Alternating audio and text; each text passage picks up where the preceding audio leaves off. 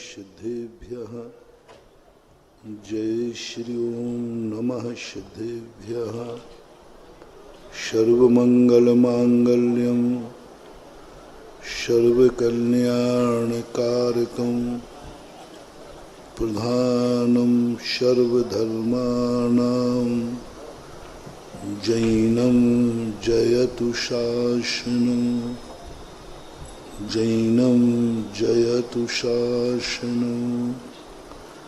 पंच परमेष्टि भगवान की आचार्य श्री गुरुवर कुंद कुंद महाराज की आचार्य श्री गुरुवर विद्यासागर महाराज निर्यापक श्रीमद परम पूज मुनि पुंगव सुधा सागर जी महाराज की जय हो। मुनि संघ की जय हो। दुनिया में जीने वाला हर व्यक्ति कहीं न कहीं से किसी न किसी का शोषण कर रहा है। कभी कभी तो विचित्रता ये होती है, व्यक्ति स्वयं का भी शोषण करता है, दूसरों के साथ अत्याचार करने के साथ साथ कभी स्वयं के साथ भी अत्याचार कर लेता है, दूसरों का मर्डर करने की अपेक्षा कभी कभी स्वयं का भी मर्डर कर देता है। ये सबसे बड़ी विचित्रता है, स्वयं के साथ स्वयं का अत्याचार। दूसरों के साथ व्यक्ति अत्याचार कम करता है, स्वयं के साथ अत्याचार ज्यादा करता है। दूसरे को व्यक्ति बहुत कम बर्बाद करता है, लेकिन स्वयं को बर्बाद ज्यादा करता है।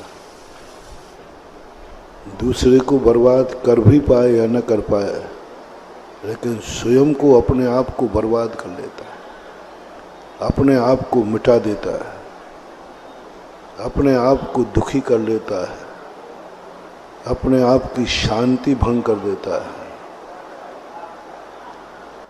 दूसरों को लूटने वाले दुनिया में बहुत कम हैं, लेकिन स्वयं लूटने वाले दुनिया में ज्यादा हैं। जिनको कोई स्वयं नहीं लूट रहा है, स्वयं लूट रहे हैं, लुटा रहा है। चोरों से लोग कम बर्बाद होते हैं, लेकिन स्वयं बर्बाद ज्यादा होते हैं। चोर बहुत कम लोगों को लूटते हैं, क्योंकि उसको चोरों को तो बचने के लिए बहुत कठिनाई होती है।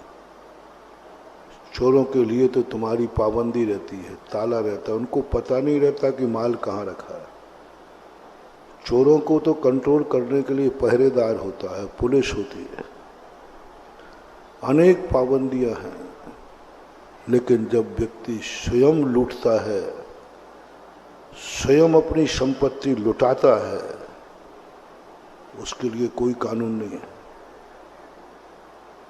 जो स्वयं की संपत्ति का स्वयं चोर बन गया है, उसके लिए कोई ताला नहीं है। स्वयं अपनी संपत्ति लुटा रहा है, स्वयं लुट रहा है। 99% लोग स्वयं लुट रहे हैं और स्वयं अपनी संपत्ति को लुटा लुटा करके बर्बाद हो जाते हैं, दिवालिया हो जाते हैं, रोड पर आ जाते हैं। धर्म ने सबसे पहले एक ही बात कही, चोरों से तो हम तुम्हें बचा लेंगे, और चोर यदि चोरी करके भी ले जाएगा तो हम उसे पकड़ लेंगे, उससे हम जब्त कर लेंगे, माल भी जब्त कर लेंगे। लेकिन व्यक्ति ने स्वयं का धन स्वयं लुटाया है, उसकी कोई FIR नहीं होती, उससे कोई जब्तीनामा नहीं होता। स्वयं ने लुटाया है, स्वयं ने कंगाल हुआ है। कौन दूसरा कंगाल करे तो बात अलग, स्वयं कंगाल हुआ है। 99% लोग स्वयं बर्बाद हो रहे हैं। कोई व्यसनों के कारण, कोई बुरी आदतों के कारण, कोई अज्ञानता के कारण कहीं ना कहीं से व्यक्ति अपने आप को बर्बाद कर रहा है। और सारी शक्तियां जितनी अपनी खुद की हैं, कोई कुछ नहीं कर रहा। स्वयं मर रहा है, कोई नहीं मार रहा है। कोई तुम्हारा समय बर्बाद नहीं कर रहा है, तुम खुद अपना समय बर्बाद कर रहे हो। तुम खुद समय बर्बाद करते हो। दूसरा हमारा समय बर्बाद कर ही नहीं सकता। हमें खुद शौक है कि हमारा समय बर्बाद हो। तुम्हें खुद शौक है कि हमारा संपत्ति को हम जितना लूट सके लूटो। यहां तक भी ठीक है कि बेटा बाप को लूट रहा है, लेकिन बेटा स्वयं को लूट रहा है। इस संबंध की विचारधारा व्यक्ति विचार नहीं कर पा रहा है, सोच नहीं पा रहा है। वो अपनी जिंदगी का भी शोषण कर रहा है। मैं अपनी जिंदगी को कितना चूस सकूं, अपनी जिंदगी से कितना सुख ले सकूं, कितना सुख ले सकूं। अपनी जिंदगी को व्यक्ति सुखी नहीं करना चाह रहा है, अपनी व्यक्ति से अपनी इच्छाओं की पूर्ति करना चाह रहा है। उसे ये होश नहीं है कि मेरे मन पे बहुत भार पड़ रहा है। वो मन में ऐसी बातें सोच रहा है कि हमारी इच्छाएं पूरी हों। इससे मन बहुत गर्म हो जाएगा, मन टेंशन में आ जाएगा, उसे कोई खबर नहीं। व्यक्ति अपनी आंखों को चूस रहा है, अपनी आंखों का शोषण कर रहा है।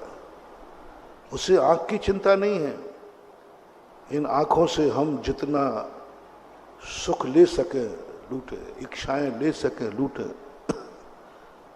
आपको कोई खबर नहीं। आप टीवी देख रहे हैं, घंटों देख रहे हैं, आपको ये खबर भी नहीं है कि मेरी आंखें कमजोर हो रही हैं।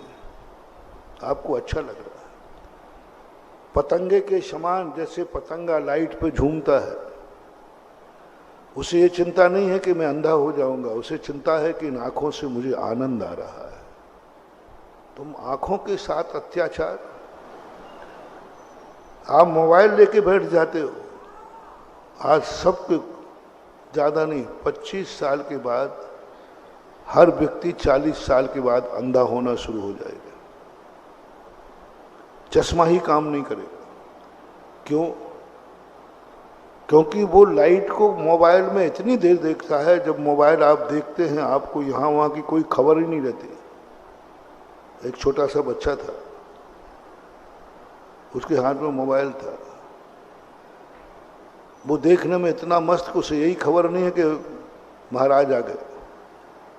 कितने लोग निकल रहे, आ रहे, जा रहे, उस बच्चे को कोई खबर नहीं। वो तो मोबाइल देखने में मस्त था, गेम्स देख रहा था। मैं उसके पास कम से कम 2-3 मिनट तक खड़ा रहा, पर उसको खबर नहीं है कि कौन खड़ा है। कितनी एकाग्रता। यदि इतना कंसंट्रेशन बच्चे का होगा, बच्चे का दिमाग बुढ़ापे में पागल होगा। बच्चे का दिमाग बचपन में जितना चंचल रहेगा, जितना चंचल रहेगा, बच्चे का दिमाग बाद में उतना ही ज्यादा डेवलप होता है। बच्चे का दिमाग एक स्थान पर नहीं टिकना चाहिए। वो एक स्थान पर न टिक पाए, उसका परिवर्तन, उसको खिलौना दिया जाता है। क्यों दिए जाते खिलौना? इसलिए कहीं वो कुछ एक चीज ना सोच रहे, वो अपने दिमाग को उलझाए रहे और वो खिलौना के माध्यम से अपने मन को चंचल करता है। कुछ नहीं तो यूं बजाता रहता है, हिलाता रहता है, कुछ नहीं है उसमें। खिलौने में क्या रखा? वो खिलौने का नहीं है, वो बहुत बड़ा विकास है। लेकिन मोबाइल के अंदर तो वो इतना एकाग्र, आंखें, नेत्र इंद्री का घात कर रहे हैं। सब लोग मोबाइल में बैठे बैठे दिन भर, किसी को दुनिया से कोई मतलब नहीं। आज सब दुनिया अकेली हो गई। आज कॉलोनियों में घूमो, कोई बाहर दिखते ही नहीं। बड़े बड़े मकान लोग हैं नहीं, सब अपने टीवी में, मोबाइल में बंद। सारी दुनिया उनके घर में। 25 साल बाद विज्ञान इस मोबाइल को अभिशाप सिद्ध कर देगा और तुम उसको देखने लायक भी नहीं रहोगे। इसलिए आजकल ये नियम देना पड़ता है कि मोबाइल कितनी देर देखोगे, टीवी कितनी देर देखोगे। आंखों का अत्याचार, नेत्रों पर अत्याचार, और इतना अत्याचार कि वो आंखें खत्म हो रही, चश्मा लग रहा, लेंस लग रहा है, लेकिन देखना नहीं हो रहा। इस पापी को कौन बचाएगा? दूसरा तुम्हारी आंखें में फोड़ दे तो कोर्ट केस है, लेकिन तुम खुद अपनी आंखें फोड़ रहे हो। कौन सी धारा, कौन सी FIR लिखाऊं? कौन सी FIR लिखाऊं? ये व्यक्ति ज्यादा टीवी देखता है, इसकी आंखें कमजोर हो रही हैं। अब FIR कौन सी धारा लिखाऊं इसमें? कोई धारा ही नहीं है। कोई इसकी चेहरे पर लाइट मार रहा है तो FIR है, लेकिन स्वयं अपनी आंखों पर लाइट ले रहा है, कोई FIR। धर्म वहीं पर आगे आता है जहां सारी दुनिया की FIR खत्म हो जाती है। कानून खत्म हो गया। अब गुरु कहते हैं दुनिया तेरी आंखों पर अत्याचार करेगा, कानून है, लेकिन तू स्वयं अत्याचार कर रहा है अपनी आंखों को। अपनी आंखों की तुझे खबर नहीं, चिंता नहीं। कान बर्बाद हो रहे हैं, कान फूट रहे हैं। गाड़ी चल रही, 24 घंटे कान में वो कौन सा लगा लेते हो? ईयरफोन। 25 साल उम्र बहरा हो जाएगा। क्योंकि अभी जो हमारा शब्द जा रहा है ये कान में फैल के जा रहा है। हजारों शब्द बन जाते तब जा रहा है। वो जो शब्द है सीधा कंसंट्रेट एकाग्र होकर के कान के पर्दे से टकरा रहा है। कानों की हत्या कर रहे हो आप। ईयरफोन तुम घंटों घंटों लगा करके बैठे हो, आप कान की हत्या कर रहे हो, कान के साथ अत्याचार कर रहे हो। इस अत्याचार को कैसे रोकोगे? आप अपने मुंह के साथ अत्याचार कर रहे हो।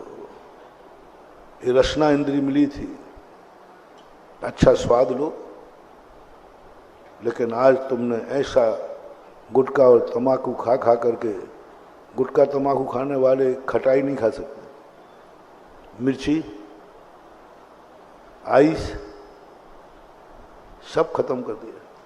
एक गुटखे के स्वाद ने तुम्हें इतना अत्याचार कर दिया कि जो रसना इंद्री कुदरत ने दी थी मजा लेने के लिए, स्वाद लेने के लिए, उसको तुमने इतना अत्याचार किया, इतना अत्याचार किया, अब वो कोई स्वाद लेने लायक नहीं रही।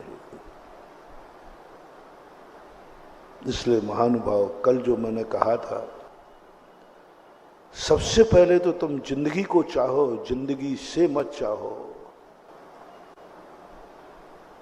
अपनी आंखों को चाहो, आंखों से मत चाहो। आंखों को चाहो, मेरी आंखें सलामत रहें। आंखों से मुझे क्या मिल रहा है? थोड़ी देर के लिए इस दृष्टि को हटा दो। साधु अपनी आंखें बंद क्यों करता है? ध्यान के समय बंद क्यों होते हैं? जाप के समय बंद क्यों होते हैं? वो चाहता है मुझे आंख से कुछ नहीं चाहिए, मुझे आंख चाहिए। मैं आंख से अत्याचार नहीं कर, आंख का शोषण नहीं करूंगा। 10 प्राण होते हैं, लोग मात इसी को ही, जैनी लोग मात इसी को अत्याचार, हिंसा मानते हैं कि पानी छान के पीना, जीव न मर जाए, चींटी न मर जाए। लेकिन इससे बड़ी भी हत्या है। दूसरा जीव तुम्हारे द्वारा मर भी जाएगा तो भी तुम्हें पाप लगे, ये कोई नियम नहीं है, क्योंकि तुम्हारा मारने का भाव नहीं था। लेकिन स्वयं के लिए सबसे बड़ी चीज, 24 घंटे में सबसे ज्यादा व्यक्ति अपने स्वयं की हत्या करता है। 10 प्राण होते, 5 इंद्री, 3 बल, आयु और श्वासोच्छ्वास, ये 10 प्राण हैं। दूसरे के प्राण लेना ये तो बहुत स्थूल है। दूसरों के प्राण लेने के लिए तो अनेक पाबंदियां हैं, कानून है, मैंने कहा ना, थाने हैं, पुलिस है, सब कुछ है। लेकिन जब तुम स्वयं के प्राण 10 प्राण 24 घंटे में आप मन की हत्या, सबसे ज्यादा व्यक्ति मन की हत्या करता है, स्वयं के मन की, स्वयं के मन को इतना कमजोर कर देता है, इतना कमजोर करता है कि बुढ़ापे तक पहुंचते पहुंचते मन में सोचने की क्षमता खत्म हो जाती है, उसकी शक्ति क्षीण हो गई। अब मन की हत्या कैसे होती है? टेंशन से, क्रोध से। टेंशन 5 मिनट का यदि तुमने टेंशन किया तो जो एनर्जी 24 घंटे काम करना थी वो 5 मिनट में खत्म हो जाती है। थोड़ा सा इतनी टेंशन किया, आज बहुत टेंशन है, 5 मिनट के लिए 24 घंटे की एनर्जी खत्म हो गई। और 5 मिनट आपका टेंशन जो होता है उसमें कम से कम 30 सेकंड की क्षमता कम होती है। 1 घंटे के अंदर कितना हो जाएगा? कितना हो गया? दिन भर के अंदर कितना हो गया? पूरी जिंदगी में आप अपने मन के 15 से 20 साल आप मन को पहले ही मार देते हो। मरने के पहले मन काम करना बंद कर देता है। एक्सीडेंटल केस नहीं कह रहा हूं, क्योंकि तुमने मन को इतना सताया, इतना सताया, इतना टेंशन दिया कि मन की अब क्षमता ही खत्म हो जाती। मन सोचने की शक्ति खो बैठता, बोले मैं क्या करूं, इन्होंने इतना टेंशन दिया, दिन भर टेंशन, घंटा भर हो गया, 2 घंटे हो गए, 3 घंटे हो गए, 4 घंटे हो गए, टेंशन खत्म ही नहीं हो रहा। 24 घंटे टेंशन। तुम उस समय मन के हत्यारे हो, मन पर अत्याचार कर रहे हो, तुम हिंसक हो। और जिस समय तुम्हारा मन में टेंशन चल रहा है उस समय मरण हो जाएगा तो एक हत्यारे की जो दुर्गति होती है वो तुम्हारी हो गई।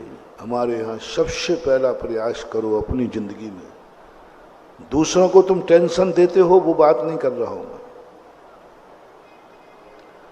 तुम टेंशन में मत रहो। अपदीपो भव, वो सेकंड नंबर पे है कि मैं दूसरे, वो तो धर्मात्मा की निशानी है। पहले इंसान की निशानी, जीवन की निशानी कि सबसे पहले मैं अपने मन को कभी टेंशन में नहीं रखूंगा, मैं कभी टेंशन नहीं करूंगा। और कभी टेंशन आए तुरंत झड़क देना, नहीं, मैं अपने खुद के मन की हत्या नहीं कर सकता, नहीं करूंगा मैं अपने मन की। और मन को इतना तत्व चिंतन में डाल दो। वेद विज्ञान क्यों कराया जाता है? ये जितने सब अहिंसा के लिए। और मन पर इतना भार मत डालो। मन टेंशन में क्यों आता है? 2 कारणों से। पहला कारण होता है मन की हत्या, मन के हत्यारों। पहले सोचो कौन व्यक्ति अपने मन का कितना हत्यारा है, और जो अपने मन का हत्यारा है भले वो दुनिया की हत्या करे या नहीं करे, लेकिन वो सबसे बड़ा हत्यारा है। एक दूसरे व्यक्ति ने किसी का मर्डर कर दिया और एक व्यक्ति ने घर के व्यक्ति का मर्डर कर दिया। सबसे ज्यादा निंदनीय कौन सा है? एक किसी दूसरे ने मर्डर कर दिया और एक ने घर में घर वालों का मर्डर कर दिया। निंदनीय कौन है? सारी निंदा होगी। इतनी निंदा जो सुनेगा वो ही। और कानून भी उस पर बड़ी निर्दय है। इसी प्रकार तुम्हारे मन को किसी ने टेंशन दे दिया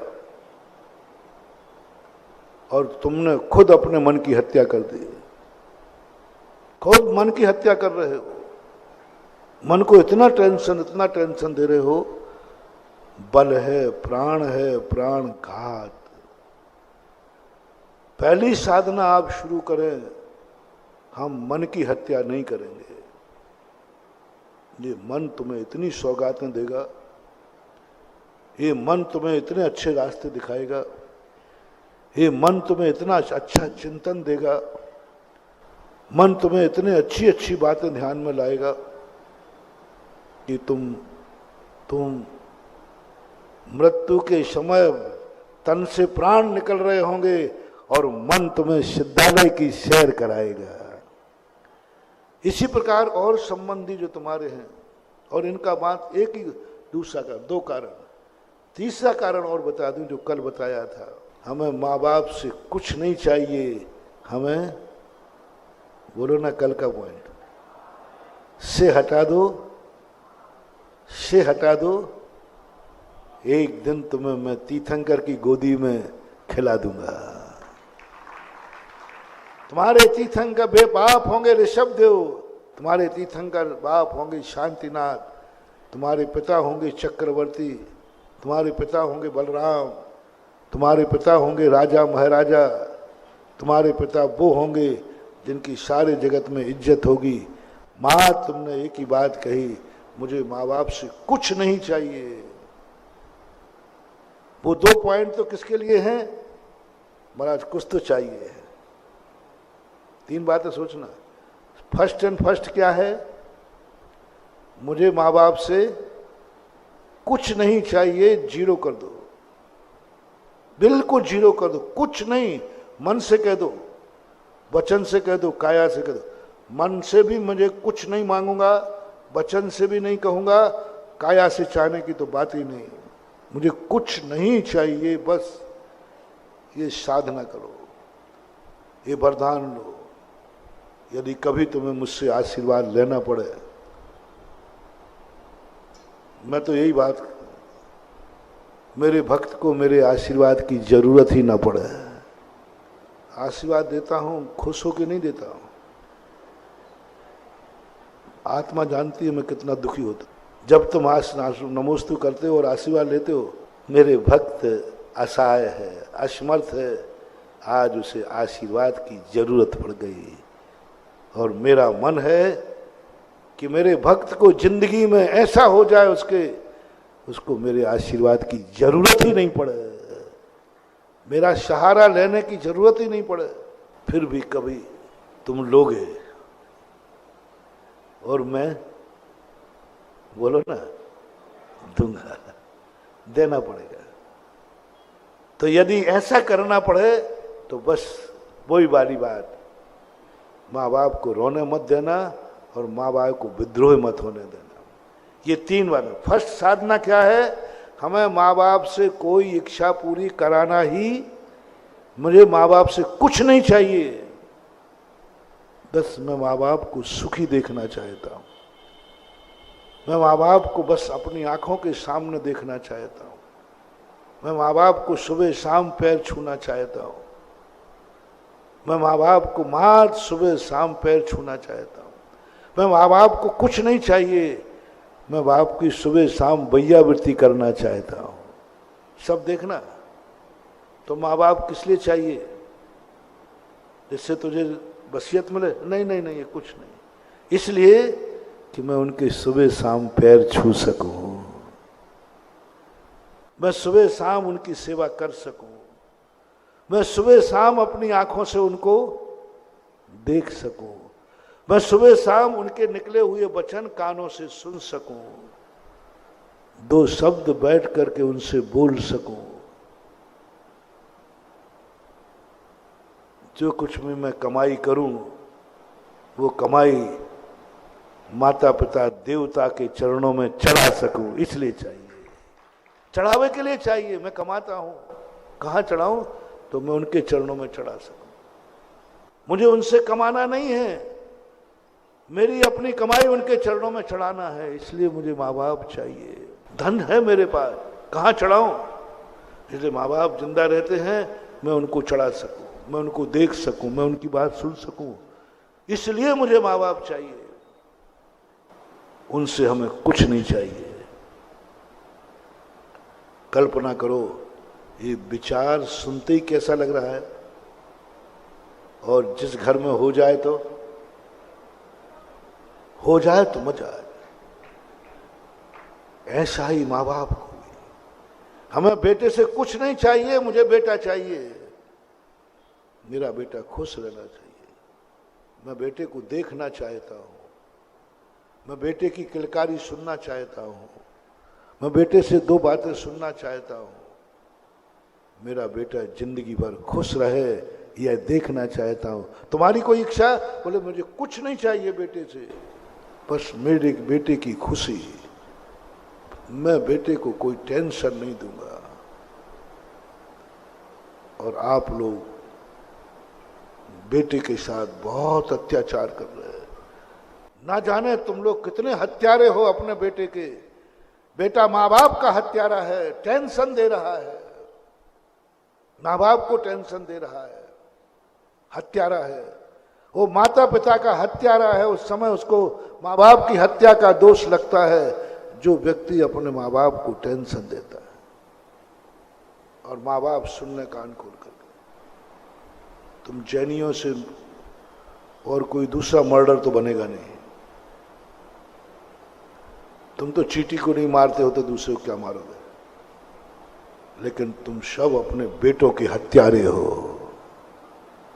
बेटे की हत्या कर रहे हैं माँ बाप, उनके ऊपर अपनी इच्छाएं लाद रहे हैं, इच्छाएं लाद रहे हैं। बेटा तू ही मेरी इच्छा है, तेरे प्रति मैंने ये उम्मीद की है, मैंने तेरी ये इच्छा की है, वो मर गया। पापा मैं तो, पहली बात तो वह, यदि तुम्हें चाहता होगा तो वो मर जाएगा तुम्हारी इच्छा पूरी करने की। रो पड़ेगा वो। मेरे सामने शायद एक बार सुनाया था, सुनो बेटों की हत्यारों, वो कानून वाले हत्या नहीं, कानून वाला प्राण लेने वाली हत्या नहीं, जो हत्या को मैंने कोड किया है। एक बेटा, मैं कोटा में था, बेटा आया, वो नमोस्तु करते करते बहुत देर तक उसने गर्दन नहीं उठाई। देखा तो वो सिसकी भर रहा था, रो रहा था। मैंने क्या बात है बेटा? बोले कुछ नहीं महाराज, आपका दर्शन करने आया था। नहीं आंसू क्यों? बोले यूं महाराज जी आ गया। मैंने कहा नहीं, ये खुशी के आंसू तो नहीं है। मैंने उसको बैठा था। बोले क्यों? बोले महाराज जी मैं मरना चाहता हूं, मैं मरने के लिए जा रहा हूं, बस मेरे मन ने एक बार कहा मर ही रहा है तो गुरु के दर्शन करके मर जा। अंतिम आपका दर्शन करने आया हूं और मैं मरने जा रहा हूं। महाराज जी मुझे बचाना मत, आप मुझे समझाना नहीं, मुझे नहीं बचाना, जितना आप समझाओगे मैं सब समझ चुका हूं।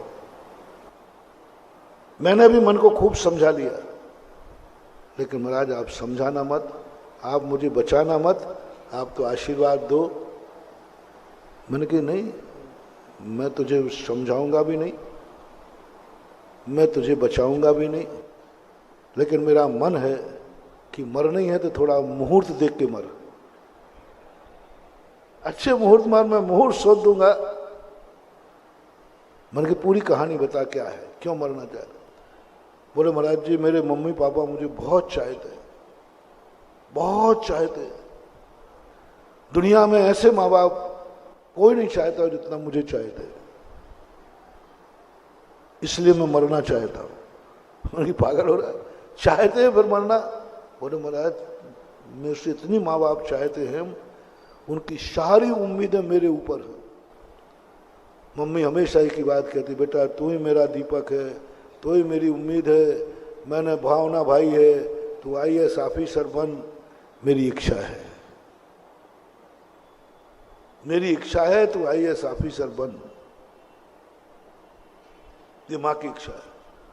और मैं माँ को इतना चाहता हूं कि मैं उनकी इच्छा पूरे के बिना जिंदा नहीं रहूंगा, और इतना पक्का है कि मैं इच्छा पूरी नहीं कर पाऊंगा। अब आप बताओ महाराज, आप कहो कि माँ बाप को मना कर दो, नहीं मैं माँ बाप को मना नहीं करूंगा, क्योंकि माँ बाप को मैं भी चाहता हूं, माँ बाप मुझे चाहते, मैं मना नहीं करूंगा। सीधा कह दो कि नहीं करना, मैं नहीं बन सकूंगा, मैं नहीं पढ़ूंगा, मैं नहीं जाऊंगा कोचिंग पढ़ने। बोले नहीं मैं तो नहीं कर सकूंगा। मम्मी पापा को मैं मना कर दूं, मैं उनको भगवान मानता हूं, आपसे भी बड़ा मेरे माँ बाप है। उसने एकदम कह दिया उनके लिए मैं मर जाऊंगा, मना नहीं करूं। तो फिर बन के दिखा। बोले बन नहीं सकूंगा, क्योंकि मेरी इतनी ताकत ही नहीं, मेरी इतनी बुद्धि ही नहीं, मैं इतने अच्छे नंबर ला ही नहीं सकता, इतना बड़ा कंपटीशन कर नहीं सकता। मैंने प्रयास करो। जब माँ को तो इतना चाहता, बोले महाराज मैं कितना प्रयास कर लूं, मैं आईएएस ऑफिसर नहीं बन सकूंगा। मेरी ताकत मैं जानता हूं, मेरा पढ़ाई मैं जानता हूं, आप कोई उपाय का महाराज मैं नहीं पढ़ पाऊंगा, कंपटीशन फाइट नहीं कर पाऊंगा मैं, और मां को मना नहीं कर पाऊंगा। इसलिए मैंने मन बनाया है कि मर जाओ। ऐसा मरने वाला केस पहली बार देखा था मैं। दुनिया देश में मरता है, हमारा कोई चाहता नहीं, कोई सुनता नहीं, हमारा कोई नहीं, इसलिए मैं मरना चाहता हूं। वो कहता है मेरे तो सब कुछ है लेकिन मैं मरना चाहता हूं। मैंने कहा बेटा मैं मरने से नहीं रोकता हूं, थोड़ा एक दिन रुक जाता हूं। 2 दिन के लिए मैंने उससे मोहलत मांगी। उनके परिवार को मैं जानता था, मैंने परिवार को बुलाया। मैंने कितने बेटे हैं? बोले एक ही है महाराज। मैंने क्या क्या उम्मीदें हैं? उन्होंने मेरे से कह दिया। मैंने बेटे को अलग कमरे में बंद कर दिया था। कमरे में बंद है ना, बेटा तू आना मत, जब मैं बुलाऊं तभी आना। उसको एक कमरे में बैठा दिया। मैंने कि तुम्हारा बेटा तो मर गया। बोले मरे? उनसे क्या बोल रहे हो? मैंने कि बुलाई इसलिए है तुम्हें। तो वहां तो सूचना नहीं दी गई। तो मैंने कहा ऐसी सूचना दी जाती है क्या? मैंने कहा आप लोगों से सीखा है, कोई मर भी जाए तो कहना जल्दी आ जाओ सीरियस है, और मर गया है ऐसा कहते हैं आप लोग। बात क्या है? बात कुछ नहीं, तुम आ तो जाओ, नहीं तो वो रास्ते ही मर जाए। मैंने कहा वो मर गया। रो पड़े। मैंने कहा तुम्हारे कारण मरा है, और मेरे से कह के मरा है। मैंने कहा बोलो आईएएस ऑफिसर की इच्छा पूरी करना है या बेटे को जिंदा रखना है? अभी जिंदा हो सकता है, अभी उम्मीद है। 2 में से एक फैसला करो।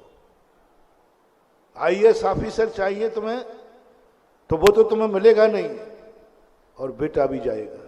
मैंने कहा घबरा गए वो, तो कान पकड़े, महाराज मुझे तो बेटा चाहिए। मैंने कहा बुला लो कमरे में, बस बुलाओ। मैंने कहा ये तुम्हारा बेटा तो मर चुका, वो बेटा मर चुका जिसको तुमने आईएएस ऑफिसर बनाया था।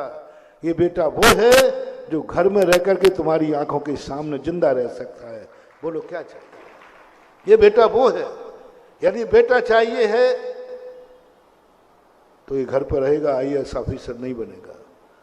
और आईएएस ऑफिसर बनाना है तो बेटा भी नहीं रहेगा, फिर आईएएस ऑफिसर बनेगा कौन? ये केस यथार्थ है। फिर मैंने जो उनको फटकारा, मैंने कि बेटे के हत्यारों, बेटों के ऊपर ऐसे टॉर्चर करते हो, ऐसे माता पिता ऐसी अश्लील बातें बोलते हैं बेटे से। बेटा तू ही है मेरा दीपक, तू नहीं पढ़ेगा तो क्या करेगा? वो कहता क्या करूं, अब मर जाऊं क्या?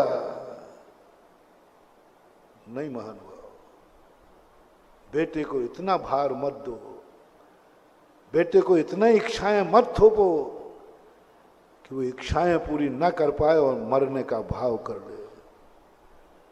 वो इच्छाएं पूरी ना कर पाए क्योंकि तुम्हें बहुत चाहता है। वो तुमने एक इच्छा पूरी कर दी, वो रात भर नहीं सोएगा, वो भोजन नहीं करेगा। वो भोजन नहीं करता था दिन भर, बस एक दिन माँ की इच्छा कैसे पूरी करूं, माँ की, पागल हो गया वो।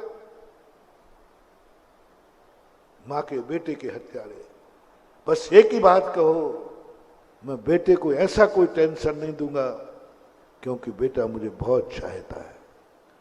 दूसरा कारण क्या है? मैं बेटे से ऐसी कोई बात नहीं कहूंगा जिससे वो विद्रोह में खड़ा हो जाए। सीधा क्या कह दे,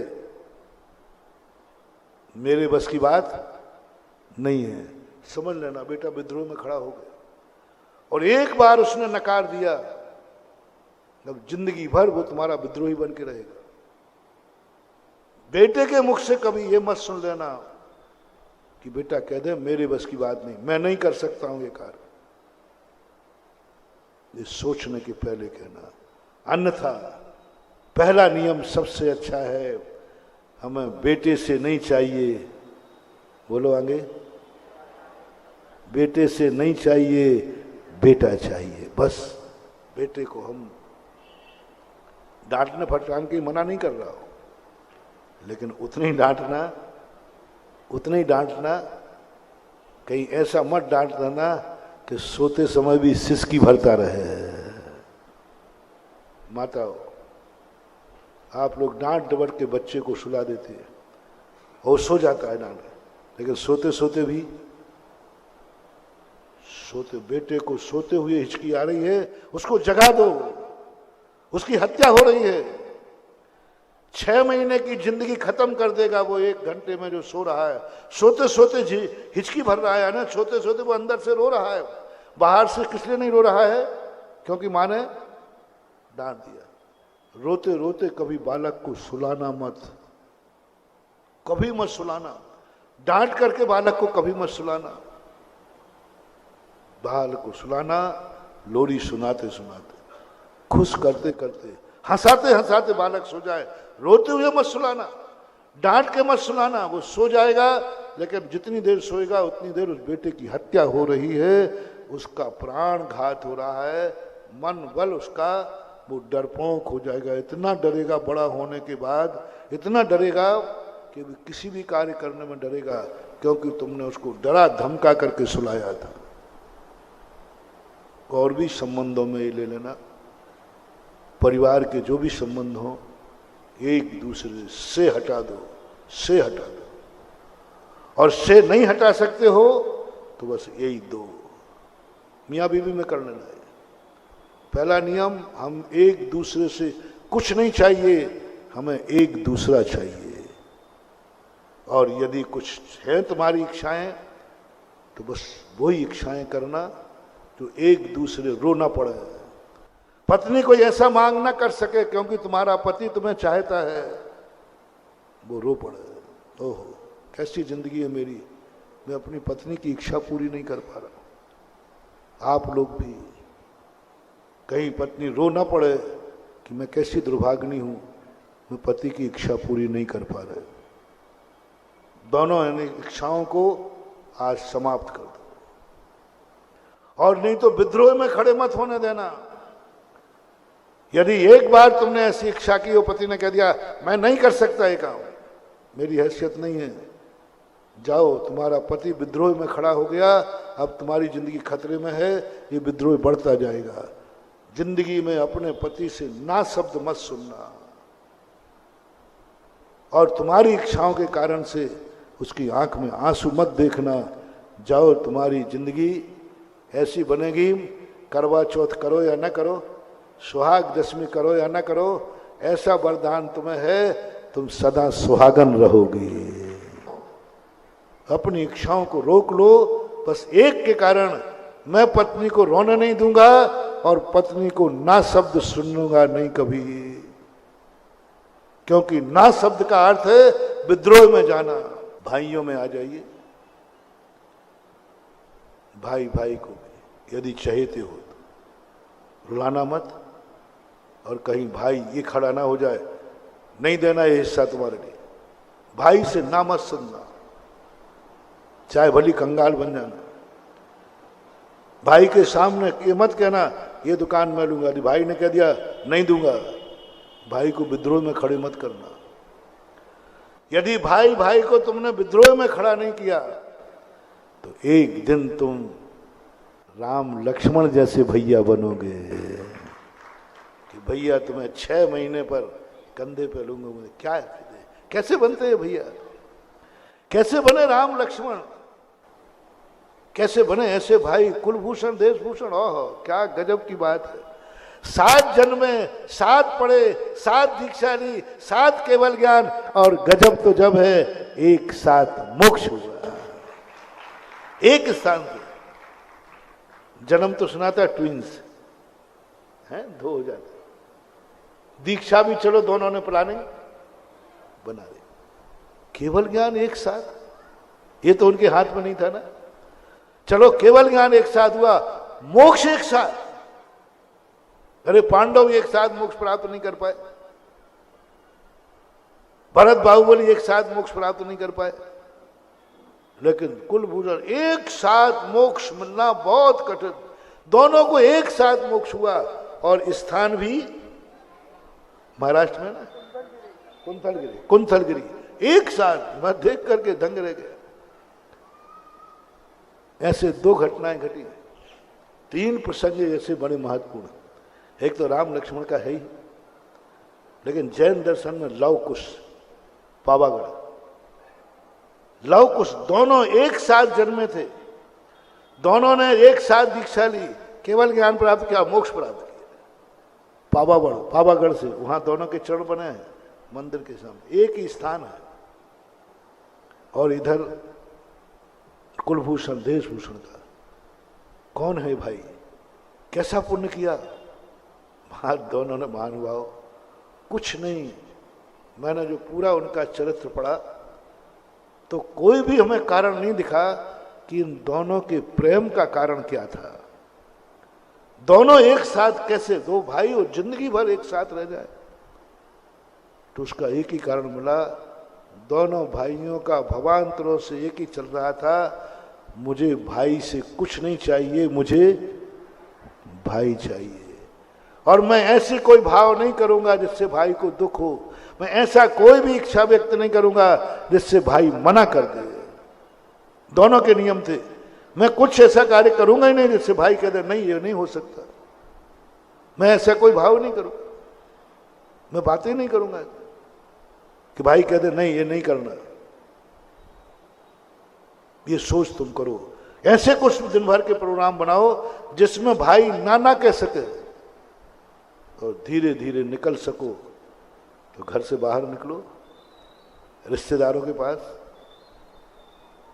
उनको भी यही फार्मूला, और हो सके तो नगर में ऐसा निकलो। ये सब करते करते अपनी बात मन की चल रही थी।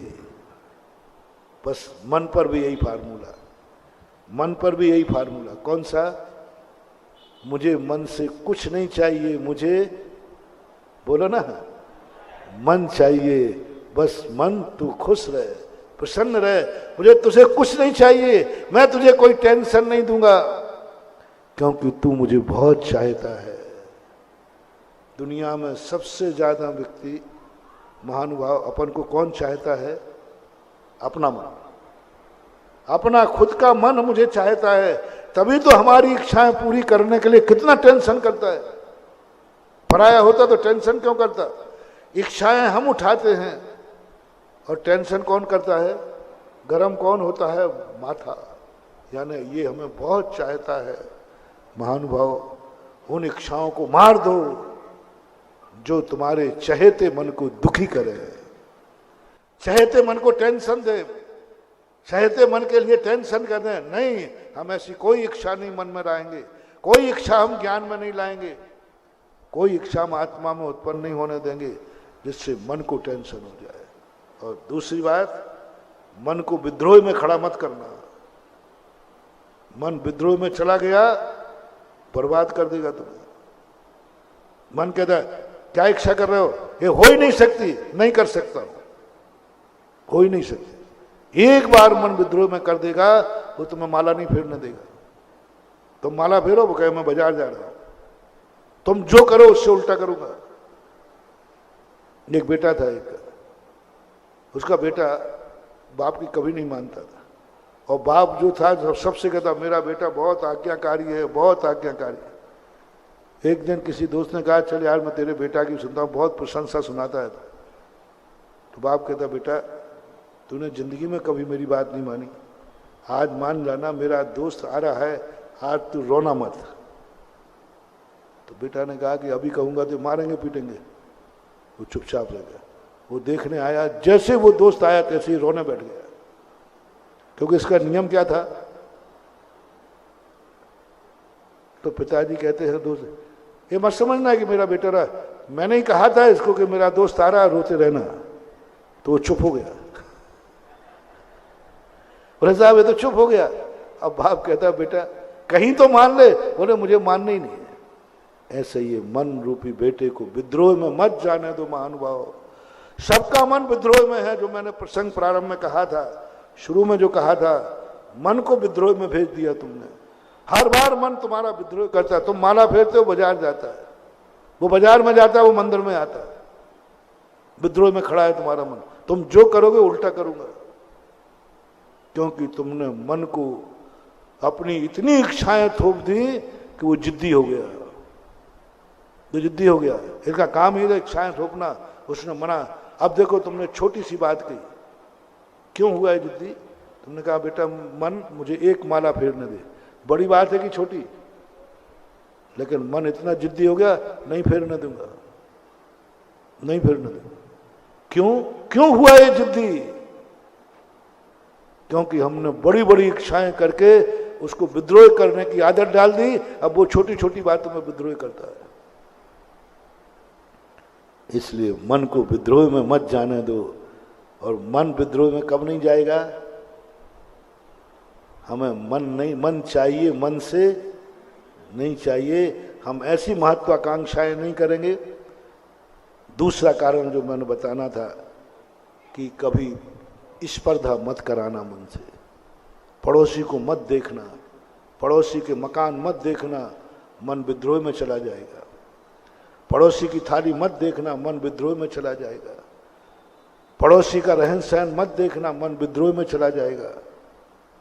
क्योंकि तुम्हारे पास झोपड़ी है और पड़ोसी में मन है, महल है, तुमने देख लिया, तुम कहोगे हे मन मेरा महल कब होगा? वो विद्रोह में चला जाएगा। हो ही नहीं सकता। मूंगफली का तो ठेला लगाते हो। अब मन विद्रोह कर देगा तो आपको झोपड़ी में भी शांति नहीं देना देगा। इसलिए जैनाचार्यों ने दो दृष्टियों से मैंने आपको समझाया।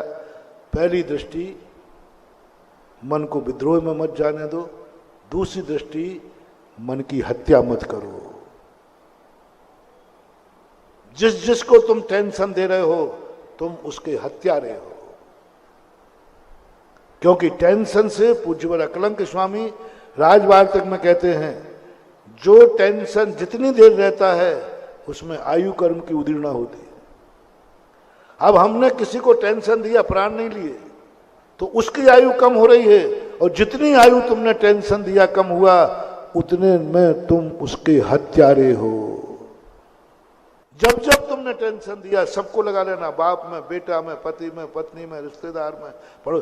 तुम्हारे कारण से यदि किसी को टेंशन हुआ है, उसकी आयु कर्म का क्षय हुआ है, यानी तुम्हें उस समय इस जीव के मन की हत्या करने का पाप लगेगा।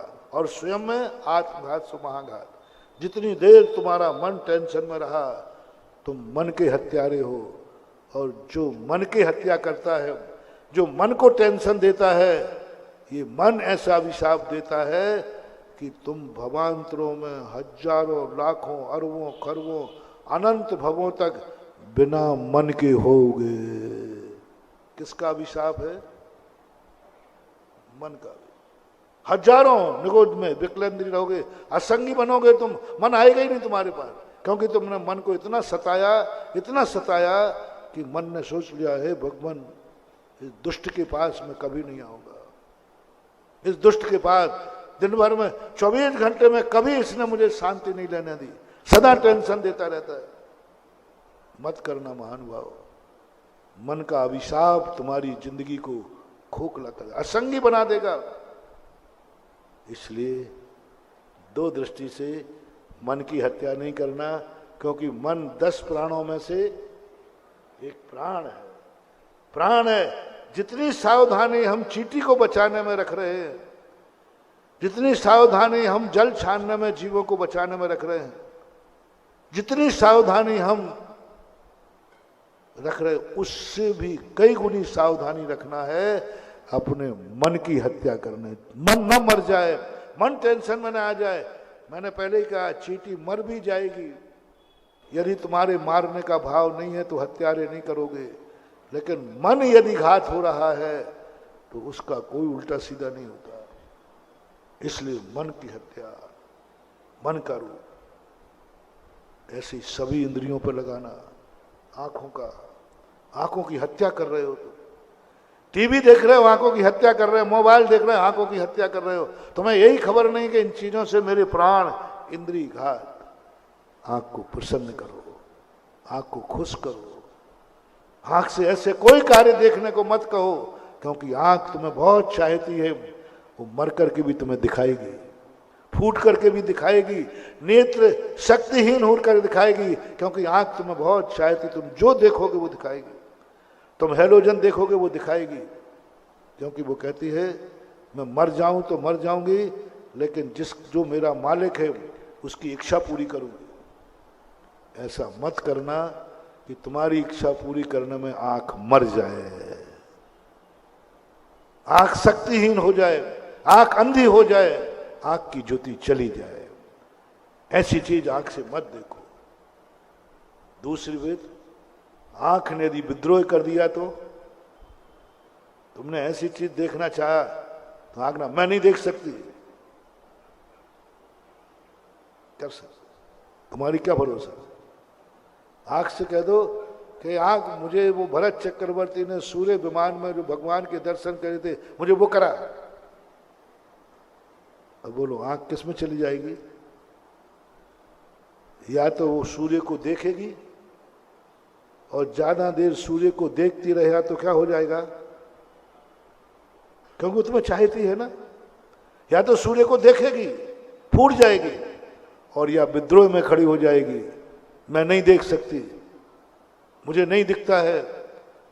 और आंख जब विद्रोह में खड़ी हो जाती है तो आंखें तुम्हें वो दृश्य दिखाएगी जब भी मिलेगी, या तो आंख खत्म होकर आप तीन इंद्रियों में चले जाओगे।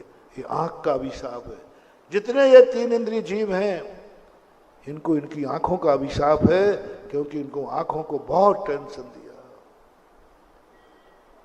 कानों में लगा लेना, सब चीज में लगा लेना, कुल मिला करके अपने पास जो कुछ है उसे पाकर हम धन्य हैं, और वो सब मुझे पाकर के धन्य है।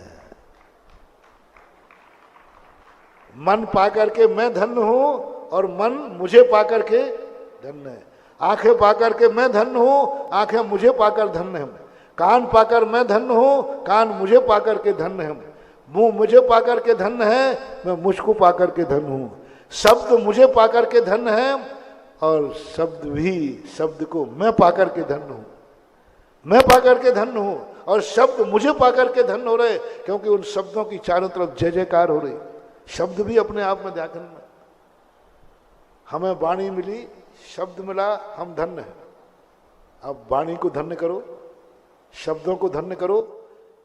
शब्द कहता है, ये शब्द बोला इन्होंने, ये शब्द सुनकर सारी जनता जय जयकार कर रही है। सारी जनता कह रही मजा आ गया। हर व्यक्ति के कान कह रहा है आज मजा आ गया। ऐसा शब्द कान में आया कि प्रत्येक व्यक्ति की आत्मा प्रफुल्लित हो जाए। तब शब्द की वर्णना कहती है, मैं महाराज को पाकर धन्य हो गया, क्योंकि महाराज ने मुझे धन्य कर। जिसकी जिंदगी में आओ वो धन्य हो जाए, जो तुम्हारी जिंदगी में आए वो धन्य हो जाए। महावीर भगवान की